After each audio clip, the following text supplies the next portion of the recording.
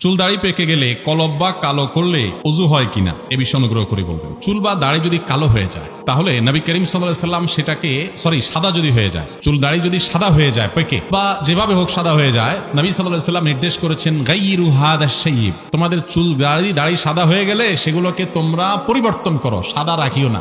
কিন্তু পরিবর্তন করতে গিয়ে মানে সাদাকে অন্য রঙে রূপান্তর করো, কিন্তু সেটা করতে গিয়ে অজান্নে বুঝছে তোমরা কালো কালার আবার করবা না, কালো কলব দিবা না, তাহলে কি করবা?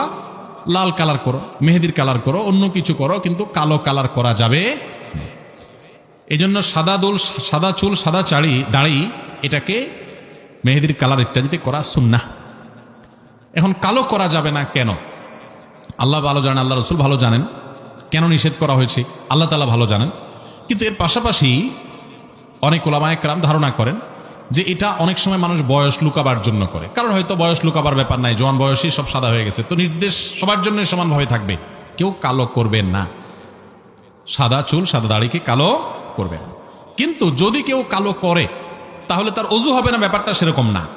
কারণ ওযু হবে না তখন যখন চুল বা দাড়ির উপরে আলাদা কোনো প্রলেপ পড়বে, আলাদা একটা স্তর পড়বে, অনেক মোটা হয়ে যাবে এক একটা। ওই রকম সাধারণত আপনার মেহেদি বা এই জাতীয় কোনো কালার ব্যবহার করলে সেটার ফলে আলাদা কোনো স্তর পড়ে না। যদি স্তর পড়ে যায় তাহলে ভিন্ন কথা।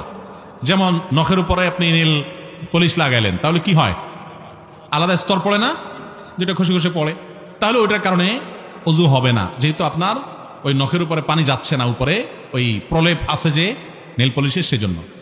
তো চুল বা দাড়ি যদি কেউ কালো করে তো সেটা গুনাহের কথা, সেটা ভিন্ন বিষয়, কিন্তু এর ফলে ওযু হবে না, ব্যাপারটা সেরকম না।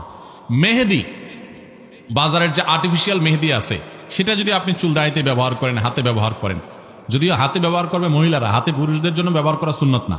হাতে মেহেদি দিবে কারা? মহিলারা। এখন আমাদের দেশে পুরুষরাই আদা মহিলা হয়ে যেতে চায়, এটা সুন্নাহর খেলাফ।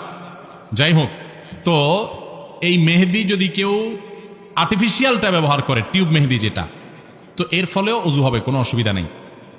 অনেক সময় আর্টিফিশিয়াল মেহেদি ব্যবহার করলে উপর থেকে দেখবেন খসে খসে পড়ে, ওইটা আলাদা কোনো স্তর বা আবরণ না, প্রলেপ না, ওইটা হলো সেখানে এক ধরনের অ্যাসিডের মতো এক ধরনের কেমিক্যাল ইউজ হয়, সেই কেমিক্যালটা কোথাও একটু বেশি পড়লে চামড়ার উপরের একটা পাতলা লেয়ার আছে ওইটা পুড়ে যায়, ওইটা পড়ে খুশি, এছাড়া আর কিছু না।